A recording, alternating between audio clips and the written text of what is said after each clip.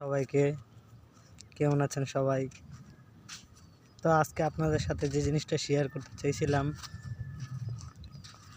আজকে অনেক দিন পর এমন একটা জায়গায় আসছি যেটা মনে করেন যে প্রায় আপনার 10 বছর 12 বছর পর আমরা হ্যাঁ 12 বছর পর আমরা এই জায়গায় আসতাম।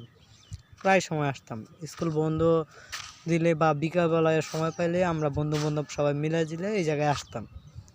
এটা আমাদের খুব প্রিয় একটা পছন্দনীয় জায়গা ছিল। এই জায়গাটার নাম হচ্ছে কি স্প্রিং টাউন। অনেক এই এলাকার লোকজন সবাই বলে বালুর মাঠ, দূরের এলাকার লোকজন বলে বালুর মাঠ, কিন্তু এই এলাকার নাম হচ্ছে মূলত স্প্রিং টাউন।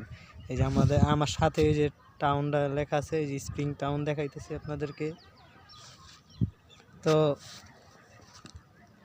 বিশাল বড় মাঠ, এই মাঠটা বিশাল বড় মাঠ। এই মাঠটা আমরা ছোট থাকতে এই জায়গায় এসে খেলাধুলা করতাম।